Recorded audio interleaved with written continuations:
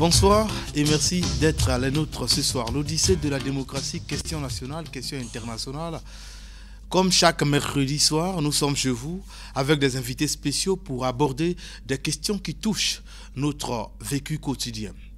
Depuis le 20 janvier 2002, la République du Congo est régie par une loi fondamentale, la Constitution du 20 janvier 2002. 11 ans après son application, il y a beaucoup d'interprétations qui sont faites.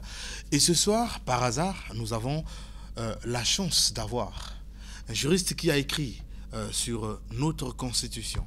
Il s'agit de Vivien Romain Manangou. Il est enseignant à l'Université de La Rochelle en France. Il a publié la Constitution congolaise du 20 janvier, de l'anarchie à la démocratie inachevée. Un titre très provocateur, mais vous le saurez tout à l'heure. Monsieur Manangou, bonsoir. Bonsoir, monsieur Ibarra. Et merci d'être venu sur ce plateau de l'Odyssée de la démocratie. Comment vous pouvez intituler un ouvrage, la Constitution congolaise du 20 janvier 2002, de l'anarchie à la démocratie inachevée? Déjà pour susciter des réactions comme la vôtre, c'est-à-dire accrocher le lecteur, la personne soucieuse de connaître la chose constitutionnelle au Congo. Nous avons vécu des années difficiles au Congo. Vous êtes sans ignorer que les années 90 sont les années les plus sombres de notre histoire. 97, c'est la guerre civile, comme vous le savez. Puis l'espoir, une forme d'espoir est née en 2002 avec l'adoption d'un nouveau test fondamental. L'anarchie, c'est un état de choses dans lequel il n'existe pas véritablement d'ordre constitutionnel. Et c'est ce qui explique que la première partie de l'ouvrage porte sur l'anarchie, c'est-à-dire la période qui a régi la fin de la guerre civile de 97. Puis la démocratie inachevée, c'est ce cheminement entre la fin des hostilités, le retour à la paix, et la volonté de mettre en place un nouveau régime constitutionnel avec l'adoption de cette constitution en janvier 2002.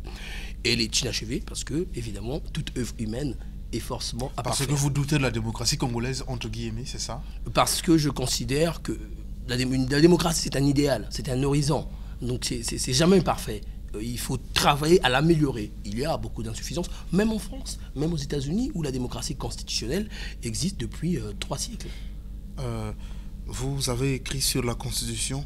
Pourquoi? Est-ce parce que vous êtes d'abord congolais ou parce que le droit vous passionne? Les deux. Je suis congolais, évidemment, et je suis un passionné du Congo, bien avant d'être passionné du droit. Je suis passionné du Congo et de ce qui peut se faire dans le Congo. Il y a une difficulté que tout chercheur congolais rencontre, c'est l'absence de réels supports doctrinaux concernant la chose publique congolaise. Oui. On a vous êtes vous-même vous avez vous-même été juriste dans un passé pas très lointain, donc vous savez très bien qu'il y a beaucoup de difficultés pour les jeunes étudiants, des jeunes chercheurs, à avoir à la possession facilement des supports doctrinaux concernant notre chose constitutionnelle. Et puis, il est essentiel que l'on contribue à faire connaître ce qui se fait au Congo. La Constitution congolaise de 2002 a une spécificité, elle est assez originale. Comment? Elle est originale parce qu'elle inaugure une forme de régime qui, au fond, est un régime sui generis, c'est-à-dire qui n'a véritablement jamais existé. Les contours de ce régime sont iconoclastes. On ne peut pas dire du Quand régime. Quand j'ai essayé de lire votre ouvrage, j'ai senti une comparaison avec le régime béninois. Oui. Et pourquoi la comparaison avec le régime béninois, alors que de l'autre côté, vous vantez du fait que c'est parmi les textes fondamentaux qui se démarquent un peu de la Constitution française de 58. Oui, bien sûr. Alors, le Bénin était un pionnier en Afrique. Le Bénin, c'est les conférences nationales, c'est béninois. Et puis, c'est la Constitution béninoise de décembre 90. Cette Constitution inaugure ce qu'on appelait à l'époque un régime présidentiel authentique, avec un chef de l'État élu au suffrage universel, qui dispose d'un certain nombre de pouvoirs, de nombreuses compétences, et puis une forme d'authenticité par rapport aux libertés publiques et aux libertés typiquement africaines, avec l'intégration de la Charte africaine des droits de l'homme et des peuples de 1981. Et en réalité, le Congo a, d'une certaine manière, copié un peu nos amis béninois, nos frères béninois, en instaurant un régime à peu près similaire, c'est-à-dire où il y a un régime présidentiel et puis une survivance des mécanismes du régime parlementaire. C'est par exemple l'existence des ordonnances. qui n'existe pas dans le régime présidentiel et qui existe dans le régime parlementaire. Alors qu'au Congo, les ordonnances existent, tout comme dans le régime béninois. Mais au-delà de ça, il y a une volonté de se démarquer du régime français, mais il y a aussi des éléments d'un présidentialisme que moi je qualifie de présidentialisme paternaliste. C'est-à-dire que le chef de l'État va bien au-delà de ce que lui confère la puissance constitutionnelle. Il devient une espèce de chef de famille et qui, dans ses rapports avec les autres pouvoirs, les infantilise. C'est-à-dire que la justice, finalement, devient comme un enfant devant le chef de l'État qui est un père. Et ça, c'est un danger pour la démocratie. Et c'est en dehors de ça, la cohabitation des différents pouvoirs, pouvoir judiciaire, législatif et même de l'exécutif, est-ce que ça a attiré votre attention? Quelle est la problématique que vous avez soulevée en rédigeant un tel ouvrage? Les rapports de pouvoir, c'est ce que j'ai dit, à partir du moment où nous sommes dans un régime où le chef de l'État a une puissance telle que finalement dans ses rapports, mais vous savez, on peut, bon, c'est vrai qu'il y a des éléments qui s'expliquent aussi par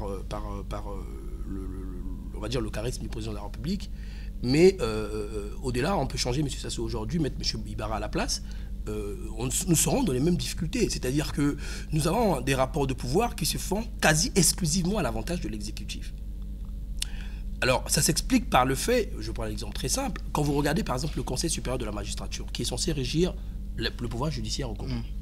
Le Conseil supérieur de la magistrature est présidé par le président de la République et vice-présidé par le ministre de la Justice. Le Conseil supérieur de la magistrature ne peut être convoqué que par le président de la République. Ce qui explique que depuis 2002, le Conseil supérieur de la magistrature, puisque le président de la République avait d'autres occupations, n'a jamais été convoqué. Vous voyez bien que là, la justice, forcément... Il a pu se réunir 2 fois déjà. Oui. Mais vous voyez bien qu'en 11 ans, vous savez comme moi qu'il y a eu beaucoup de magistrats au Congo. On a des choses à dire sur nos magistrats. Et 2 fois seulement, ça paraît court. Les 2 dernières années, bien sûr, quand je parle de 2 fois. Des 2 dernières années. Donc il y en a eu il y a eu peut-être des séances de temps en temps. Non, les réunions officielles, la première ne date pas de longtemps. Je crois que c'était en 2009, depuis 2002. C'est assez court pour une justice qui n'appelle qu'à se construire. Mais tout ça pour dire qu'en réalité, je pense que la manière dont les pouvoirs ont été organisés dans la Constitution de 2002 ne permet pas l'efficacité du chef de l'État, in fine. Il a trop de compétences. Le fait de la concentration des pouvoirs... Le fait de concentrer les pouvoirs... Ça ne permet pas au chef de l'État d'ordonner les choses. Ça ne permet pas au chef de l'État, justement, ça ne permet pas au chef de l'État de trancher avec la plus grande efficacité, puisqu'il y a trop de pouvoir. Ce qui explique d'ailleurs que le chef de l'État ait été obligé en 2005 de nommer un coordonnateur de l'action gouvernementale. Ça peut s'expliquer dans les faits. Parce que ce poste n'existe pas, comme vous le savez. Pourquoi le chef de l'État a jugé important, utile, de nommer un coordonnateur en 2005? Puis d'en nommer 4, il n'y a pas longtemps. Et bien parce que finalement, on se rend bien compte que dans la pratique du régime, il y a certaines difficultés qui se justifient par la concentration de pouvoir autour du président de la République. Maintenant, en écrivant sur cette constitution, quelle est la problématique que vous soulevez?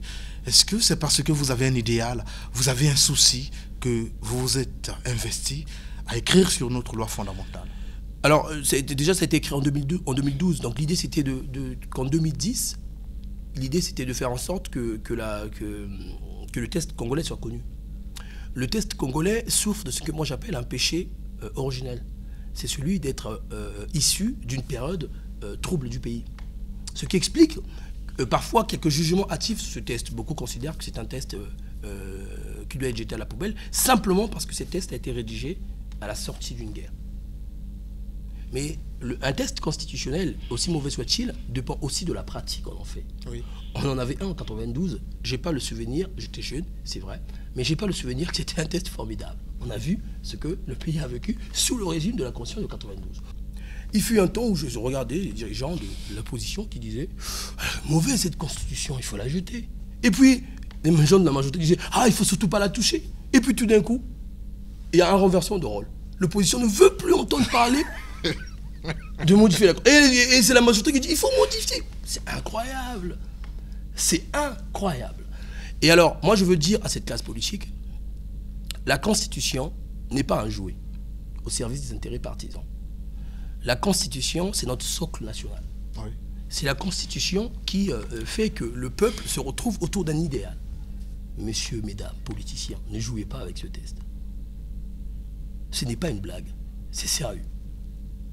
Et vous, en parcourant cette Constitution, est-ce qu'il y a des articles, des dispositions qui, d'après vous, peuvent être touchées pour essayer de remodeler notre idéal? Je pense à un article particulier, c'est polémique, hein, mais je pense qu'il faut supprimer l'élection du président au suffrage universel. Ah bon? Oui. Pour rendre le président illégitime? Non, pourquoi? Non, pourquoi? Pourquoi illégitime? Laisser le peuple le désigner au suffrage universel. Vous considérez que le chef du gouvernement en Angleterre, M. Tony Blair, enfin actuellement M. comment il s'appelle? M. Brown est illégitime? Bon, je suis peut-être pas de la même légitimité que M. Hollande. Mais est-ce que ça règle pour autant les problèmes des Français? Vous avez remarqué comme moi que le chômage est à plus de 11%. C'est normal, comme dans tous les pays développés, ça pas le pays. Je considère que l'élection présidentielle au Congo ne nous apporte rien. Vous êtes sûr? Certain. L'élection présidentielle a une fonction très simple, M. Ibarra. L'élection présidentielle doit à la fois légitimer un homme aux yeux d'un peuple, mais ça suppose quelque chose d'essentiel. Ça suppose qu'il faut que le peuple ait tous les ressorts possibles pour choisir de façon rationnelle son chef. Vous savez très bien, à moins que ce n'est pas le cas au Congo. Le vote, on a aujourd'hui 3 élections présidentielles, ça veut dire qu'on n'est plus novice. On sait ce que c'est une élection présidentielle. En 92, c'était essentiellement un vote ethnique, vous le savez. Vous n'allez pas le nier parce que nous sommes à l'antenne. C'était essentiellement un vote ethnique. On votait parce que on s'appelait Nkaya, on votait Issouba systématiquement, et lorsqu'on s'appelait Ibarra comme vous, on votait de temps en temps le président de la République actuelle. Ou Kolela, pour ceux qui étaient Congo et compagnie. Vous voyez bien que cette inculture nous conduit à des catastrophes. Première chose. Deuxième chose essentielle, pourquoi croyez-vous qu'on parle de la révision de la Constitution aujourd'hui? De l'opposition comme de la majorité? Eh bien parce que nous avons une échéance présidentielle qui arrive. Je peux vous dire, monsieur Ibarra, si le président de la République, parce que moi ça fait longtemps que j'écris pour demander la révision de la Constitution. Ah bon? Ça fait longtemps. J'ai écrit dans le show que j'ai écrit, ça fait longtemps. Que j'appelle moi à la révision. J'ai fait des émissions à Point Noir où j'appelle à la révision de la Constitution depuis 2009. Donc je ne suis pas un opportuniste, puisque je le dis depuis longtemps. Sur des éléments objectifs. Si le président de la République avait en 2009 demandé la révision de la Constitution, il y aurait eu une forme d'unanimité. Ah bon? Je suis certain. Puisque les autres considéraient qu'elle était mauvaise. Les opposants? Les opposants. Aujourd'hui, dès qu'on parle de révision constitutionnelle, on lit la révision constitutionnelle à l'avenir du président actuel. Mais le président de la République, c'est pas le fer. Même le fer finit par se rouiller. Il partira un jour. Pourquoi il faut lier ce test à l'homme Sassou ou à la carrière des opposants? Alors je considère que c'est l'élection présidentielle qui justifie cette espèce de cristallisation. Supprimons-la. Je propose que le chef de l'État soit élu par un collège électoral élargi qui serait composé des élus, députés, élus locaux. Ils représenteront ce qu'on appelle la légitimité politique, puis la légitimité historique, c'est-à-dire, par exemple, le roi Luango, le roi Téké, les chefferies traditionnelles. Ces gens, quand on reconnaît, quand je vois les gens se déplacer, les députés, tout le monde, quand ils vont au Kwilu ou dans le Nord, ils s'adressent toujours aux notables. Ces notables n'ont aucune existence fondamentale. Pourquoi on les appelle? Puisque personne ne les reconnaît dans la République. Alors, donnons-leur une importance. Ce chef d'État qui sera élu par ce collège disposera d'une légitimité à la fois historique et politique, et il ne serait le garant de l'unité nationale, essentiel de l'unité nationale. Il serait il assurera la représentation internationale. Puis un Premier ministre qui sera chef du gouvernement, issu de la majorité parlementaire, exercera le pouvoir exécutif. Et donc, avoir un président de la République figurant? Non, pas figurant. Vous avez l'impression que le président de la République au Portugal est figurant? Si nous revenons dans un régime où le Premier ministre est chef du gouvernement, oui, est-ce que vous ne trouvez pas que le président de la République sera affaibli dans l'exercice de ses pouvoirs et de ses prérogatives? Non, il y aura un partage de rôle. Alors moi je sais aussi que les gens ont du mal à accepter cette idée parce qu'ils doivent se dire, est-ce que le président actuel peut devenir Premier ministre? Finalement, ça serait compliqué. Mais là encore, on lie les institutions à un homme. Il faut se dire que nous n'aurons pas toujours l'actuel président de la République. Il faut bien l'intégrer. Bien sûr. Je lui souhaite une très longue vie. Mais il finira bien un jour même par lui-même par dire je suis fatigué, ça fait longtemps que je m'occupe de l'État. Surtout qu'il a dit la question de la modification n'est même pas à l'ordre du jour. Ça veut peut-être dire qu'il n'y pense même pas. Vous voyez que moi je ne suis pas dans son esprit. Tout ce que moi je veux, c'est d'imaginer des solutions pour la suite. Le général de Gaulle, en 1965, a institué l'élection du président, du chef de l'État au suffrage universel. Pourquoi? Pour une raison très simple. C'est que lui, il avait une légitimité historique. C'était le libérateur de la France sous le joug allemand. Bien sûr. Il avait donc cette légitimité incontestable. Et il s'est dit, quand on a tenté à sa vie à Clamart, donc à Villers-Colombey, il s'est dit, après moi, le chef de l'État qui viendra n'aura pas ma force, ma légitimité historique. Il faut donc qu'il soit élu par le plus grand nombre de Français pour qu'il ait une force capable de continuer à assurer les intérêts de l'État. C'est pour ça qu'il a institué cette élection suffrage universel. Nous, aujourd'hui, le prochain chef qui viendra, il faut le dire, n'aura certainement pas la dimension de l'actuel président de la République, pour différentes raisons. Je pense que les gens de sa dimension aujourd'hui n'existent plus au Congo. Donc, il faut imaginer des solutions. La suite, comment on organise les pouvoirs publics. Le pouvoir judiciaire aujourd'hui est un pouvoir aux ordres. Malheureusement, parfois même, ils pratiquent ce qu'on appelle l'autocensure. Vous, à la télé, vous faites pareil. Il vous arrive de pratiquer l'autocensure par peur, alors qu'il n'y a rien. Vous êtes sûr? Certains. Nous vous recevons comme nous voulons. Ici, il n'y a même pas d'autocensure. Surtout, sinon je serais sanctionné. Non, mais l'autocensure... Sinon, je serais sanctionné. Mais l'autocensure, ça ne veut pas dire qu'on va vous sanctionner, ça veut dire que vous vous censurez vous-même.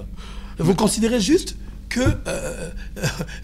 vous vous autocensurez, en fait. Si de telles pratiques avaient cours ici à la télévision, je ferais partie des premiers à être sanctionnés. Mais vous voyez bien que... Puisque je fais cet effort-là de recevoir les acteurs de tout bord. Monsieur Ibarra, sans la moindre censure. Monsieur Ibarra, la censure, la télé ne se limite pas à Télé-Congo.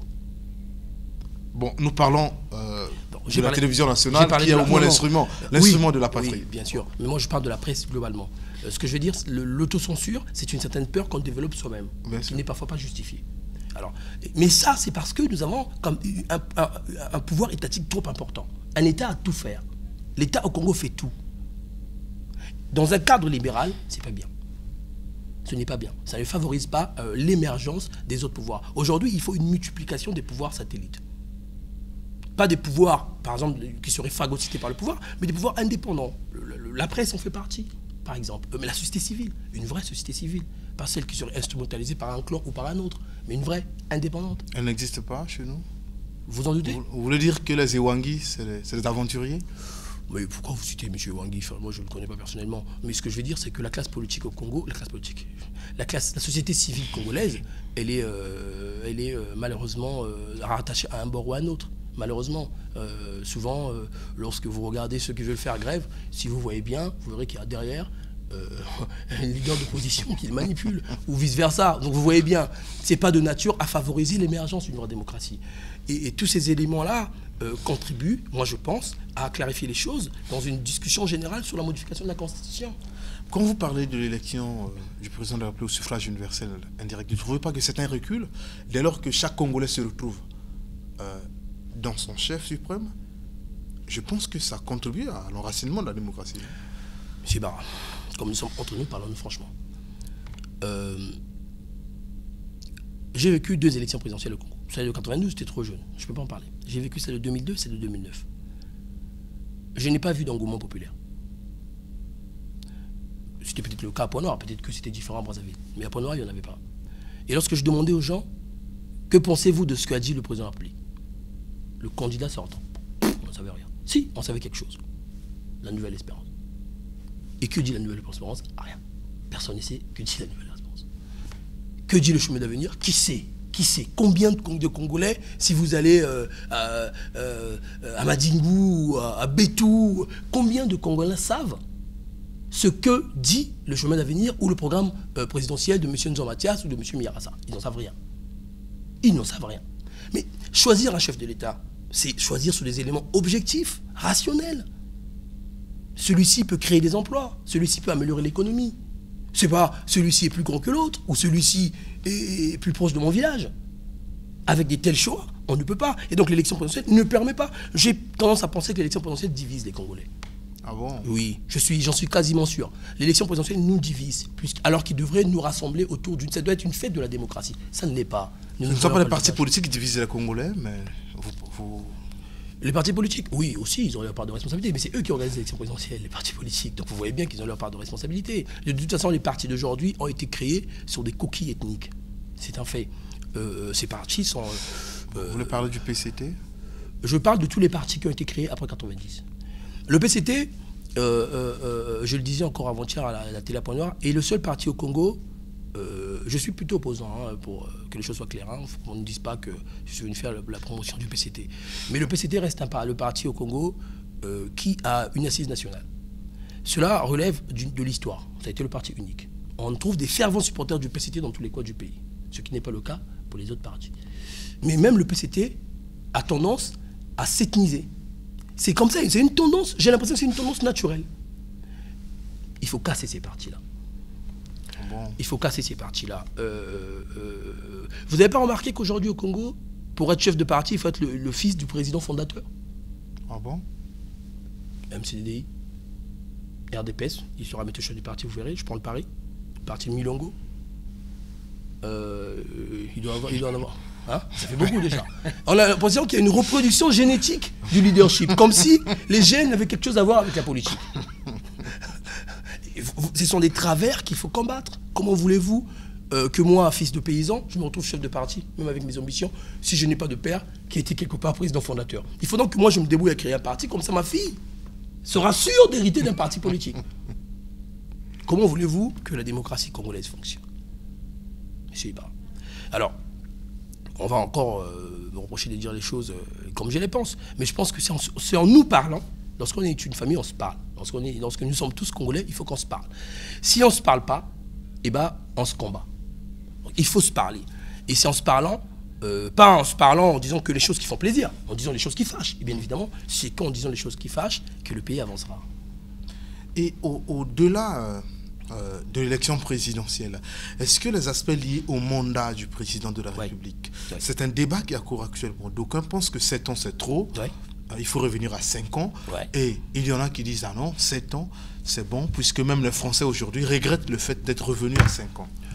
Alors, pour ce qui est de la mandature présidentielle, j'ai tendance à penser que le mandat, tout dépend à la fois non pas de la durée du mandat, mais des compétences du chef de l'État. Lorsqu'on a un mandat de 7 ans et on a les pouvoirs qu'a le président de la République, c'est trop. C'est indécent. C'est pas possible. Et ça ne se justifie pas dans la pratique. Pour quelle efficacité? On n'a pas besoin de 7 ans.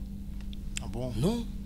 Écoutez, sinon les États-Unis ne seraient pas la première puissance du monde. Je suis le débat du côté des États-Unis pendant la période de la crise économique. Il y a des intellos américains qui pensent que si aujourd'hui la Chine a pu résister à la crise économique, c'est du fait de la stabilité. Or, l'alternance serait à l'origine de l'instabilité. Conséquence, aux États-Unis, les différentes politiques gouvernementales qui n'ont pas été cohérentes sont à l'origine de ce déséquilibre économique. Alors, et ils rêvent d'ailleurs d'avoir un seul mandat de 8 ans. Il y en a qui développent de telles hypothèses. Il faut un mandat de 8 ans. Un seul pour le président. Ah, ça, c'est pas mauvais. Un mandat unique de 8 ans ou même de 10 ans, c'est pas mauvais. C'est un mandat unique. Hein, ça veut dire que c'est 2 mandats de 5 ans. C'est ça que ça veut dire, un mandat de 10 ans. Bon, c'est un mandat unique, d'une part. Mais je conteste l'analyse des politologues américains sur la stabilité chinoise. La Chine est un pays gigogne. C'est-à-dire qu'en Chine, il y a 2 situations. Vous avez la classe moyenne chinoise qui profite de l'éclosion de la puissance économique de la Chine. Mais lorsque vous allez dans la Chine profonde, c'est un pays bien pauvre. J'y suis allé quelques fois, c'est un pays bien pauvre. Il y a beaucoup de Congolais qui vivent largement mieux que nos amis chinois. Il faut arrêter de se leurrer, d'une part. Et d'autre part, la Chine a une politique véritablement économique libérale, très libérale. Et puis derrière, une façade communiste. La Chine est encore un pays communiste. Posez la question d'Alagra, il vous dira non.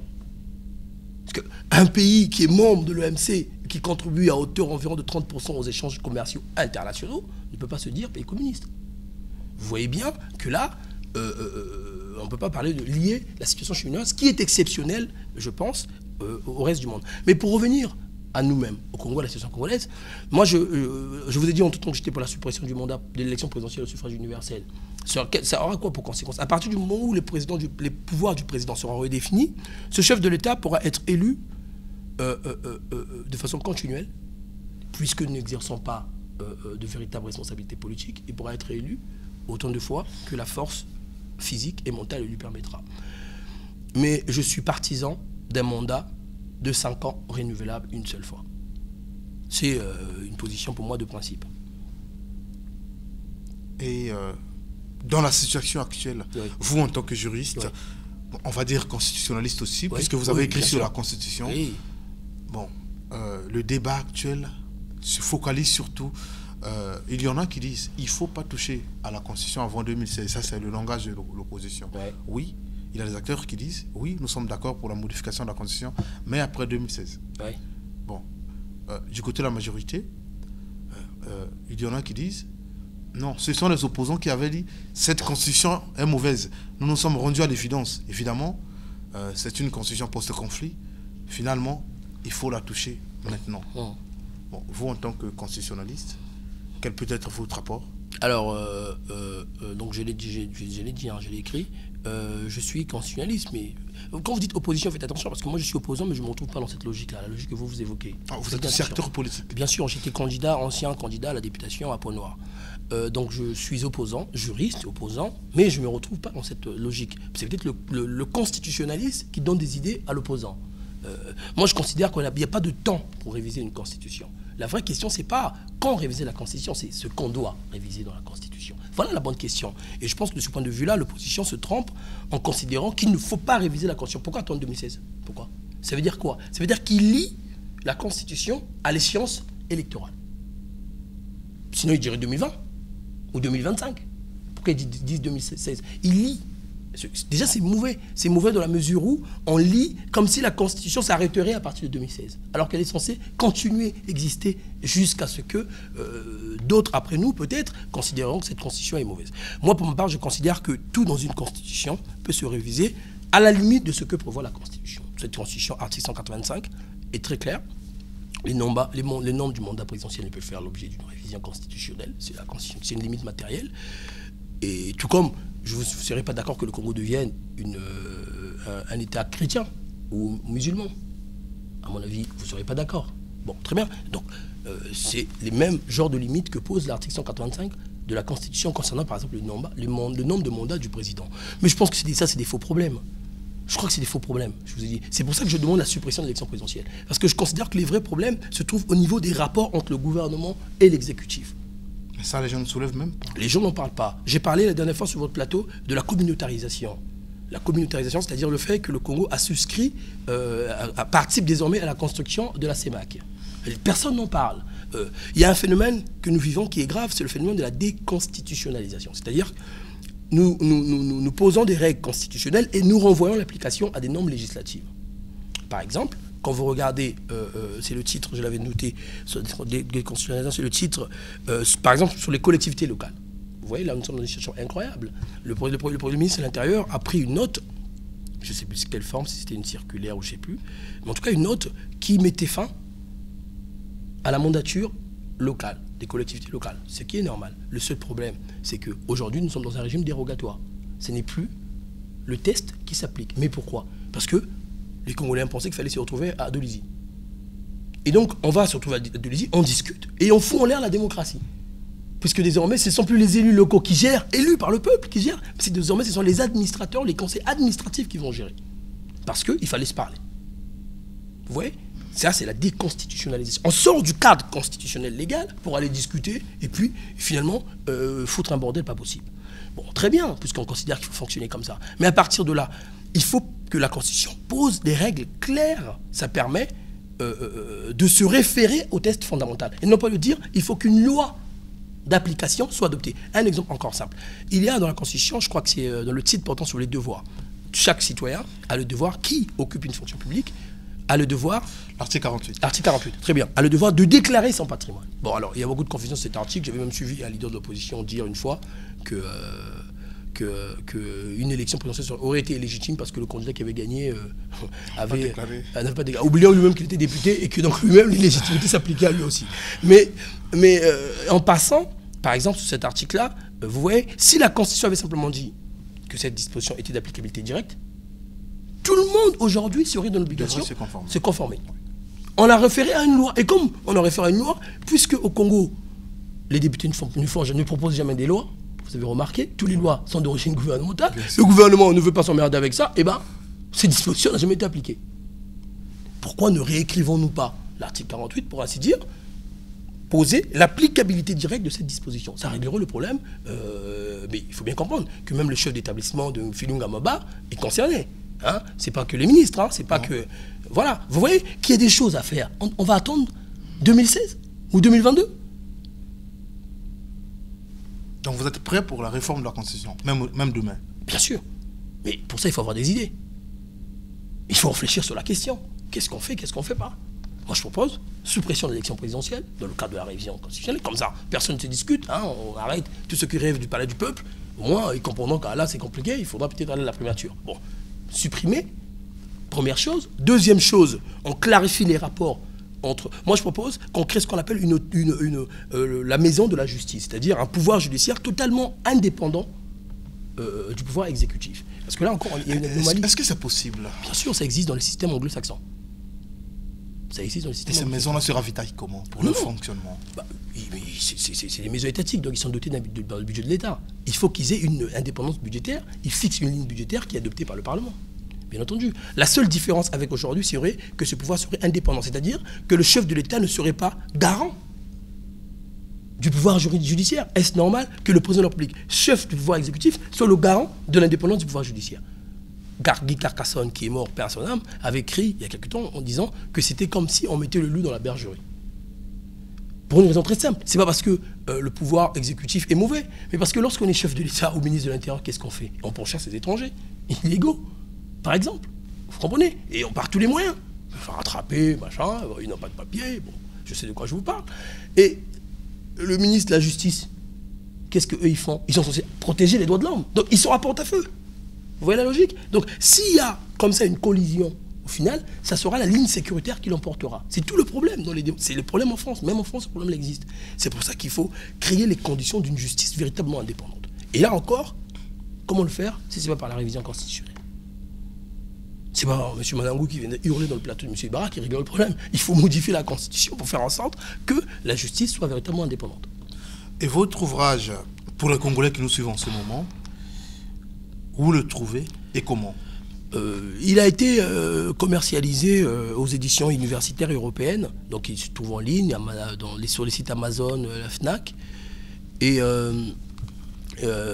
Amazon, la FNAC, vous allez en ligne, vous tapez Constitution congolaise du 20 juin, vous trouvez l'ouvrage. L'idée de cet ouvrage, qui n'est pas un très grand ouvrage, en réalité, qu'est-ce que c'est cet ouvrage? C'est les 20 premières pages qui concernent l'analyse de la Constitution et de l'histoire constitutionnelle congolaise. Et puis, le reste des pages, c'est au fond la Constitution congolaise elle-même et les textes auxquels elle réfère qui sont repris. L'idée, c'était de promouvoir ce texte en 2012. Et j'appelais déjà à la réforme de la Constitution. Parce que je considère que cette Constitution on arrive à la fin d'un cycle. On arrive à la fin d'un cycle, il faut ouvrir une nouvelle cycle. Lequel cycle? Constitution post-conflit, dont le souci principal était la restauration de l'autorité de l'État, donc il passait par le renforcement constitutionnel des pouvoirs du chef de l'État. Et aujourd'hui, on doit ouvrir un nouveau cycle qui serait le cycle d'une véritable démocratie libérale. Et ça passe notamment par la réduction ou la diminution des pouvoirs du chef de l'État. Donc vous voulez nous dire que le pouvoir législatif n'a pas assez de pouvoir dans cette Constitution? Le pouvoir législatif est un pouvoir... alors quelqu'un de méchant avait écrit que le pouvoir législatif, il s'interrogeait le Parlement pourquoi faire. C'est-à-dire que le pouvoir législatif, dans cette Constitution, était un figurant, tout simplement. Justin Koumba ne va pas vous pardonner. Mais M. Justin Koumba lit les mêmes tests que moi. Donc il s'est sans doute rendu compte qu'il était un figurant. Pas lui, M. Koumba, mais son institution. Son institution? Vous êtes sûr certain que notre Assemblée nationale ne joue pas sans? Je vais vous donner 3 exemples. Allez-y. Premier exemple, entre 2002 et 2012, combien de propositions de loi de la part de l'Assemblée nationale? Moins de 50. Très bien. On n'a pas dit moins de 20. Bon, je suis même sûr que ça fait encore moins, mais bon. Bon, première chose. Deuxième chose, prenez le cas des ordonnances, par exemple. Les ordonnances, qu'est-ce que c'est? C'est une procédure qui permet au pouvoir exécutif, pour réaliser rapidement son programme, de demander l'habilitation des chambres parlementaires pour ainsi réaliser son programme. C'est-à-dire que le pouvoir exécutif prendrait des normes qui normalement relèvent de la loi, mais qui deviendraient des normes réglementaires. Bien sûr. Très bien. C'est pas choquant, c'est la démocratie, ça existe en France, c'est l'article 38 de la Constitution française. Le problème chez nous, on a une spécificité, c'est que si le chef de l'État demande l'habilitation et que le Parlement lui refuse, le chef de l'État peut toujours prendre des ordonnances. Il peut faire un passage en force. Il peut faire un passage en force. avec l'avis de la Cour constitutionnelle. Ça s'appelle la dictature. Alors, le président de la République n'a jamais fait. Mais c'est la dictature. Le jour qu'on aura un président de la République qui ne veut pas s'emmerder avec le Parlement, il le fera. Bon, deuxième exemple. Troisième exemple. Qu'est-ce qu'il leur reste, nos amis parlementaires? Eh bien, un contrôle informatif assez dévoyé. Pourquoi? Parce que même lorsque les parlementaires veulent adopter des propositions de loi, ces propositions de loi doivent être transmises au chef de l'État pour information. C'est-à-dire que si M. Ibarra, qui est un député brouillon, veut faire proposer une loi, eh bien, la proposition de loi devra passer par le pouvoir exécutif pour information. Pour information. Ah bon? Oui, bien sûr. Certains. Non, c'est le bureau de l'Assemblée. Je vous dis que la proposition de loi est transférée. Est-ce que je l'ai noté? Je vous dis que la proposition de loi est transférée pour information. Vous vérifierez. Non, ça c'est une nouveauté. Sinon, ah non, on fait la proposition au bureau de l'Assemblée. C'est le bureau, bien sûr. Ensuite, le bureau de l'Assemblée va... transmet la proposition. Vous voulez qu'on cherche... à une commission. Vous voulez qu'on cherche la disposition? Vous prenez le pari? Parce que c'est vous qui avez un problème de temps. Moi, j'en ai le temps.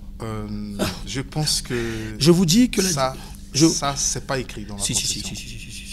On peut prendre le pari, c'est rapide, sur le rapport gouvernement-assemblée. Ça va durer 2 minutes, vous voulez bon, allez-y. Très bien. Je vous l'autorise. Très bien. Alors, juste un exemple. Les tests élaborés par les commissions, là c'est dans le cas des CMP, peuvent être soumis au président de la République pour approbation. Aucun amendement n'est recevable sauf accord du chef de l'État. Je vais vous en prendre 50 exemples comme ça. Regardez, j'ai même souligné tous ces points qui marquent ce que j'appelais l'infantilisation du Parlement. Mais le danger, c'est quoi? C'est pas grave, à la limite, d'informer le chef de l'État de ce que veut faire un député. Le problème, c'est que nous sommes dans ce qu'on appelle le fait majoritaire. C'est-à-dire que vous avez une majorité parlementaire du PCT aujourd'hui, demain ça sera peut-être un autre parti, c'est pas ça le problème, qui est soumis au président de la République, ce qui est normal. Ça veut dire que si vous avez un député qui pense pour une raison ou pour une autre qu'il veut proposer une loi, et que sa proposition de loi doit passer par le chef de l'État pour information, ce dernier peut prendre son téléphone ou demander à son directeur de cabinet d'appeler le député pour lui dire « Cher ami, est-ce que tu as réfléchi à la proposition de loi que tu veux proposer ?» Pourquoi? S'il y a séparation de pouvoir, pourquoi informer le chef de l'État? Pouvoir exécutif. Ce qui est étonnant quand même. Ce qui est étonnant. Mais si ça s'est avéré, je pense que ça va surprendre beaucoup de nos téléspectateurs. Mais je ne crois pas que ça soit légal. Mais c'est le cas, pourtant. Hors antenne, je vous verrai, peut-être que lorsque vous passerez la prochaine fois, vous direz « Ah oui, monsieur Manamo avait raison ». Je vais vous montrer toutes ces dispositions-là. Qui infantilisent le Parlement. Les parlementaires qui nous suivent, oui. Ils vont être déçus de vous. Pourquoi? Parce que j'ai dit la vérité. Ça, c'est pas la vérité. Si. C'est la vérité, je vous ai lu des passages sur le droit d'information du chef de l'État. Et donc, comment faire pour donner plus de pouvoir à notre... Il faut déjà couper, rompre le cordon ombilical entre le pouvoir exécutif et le pouvoir législatif.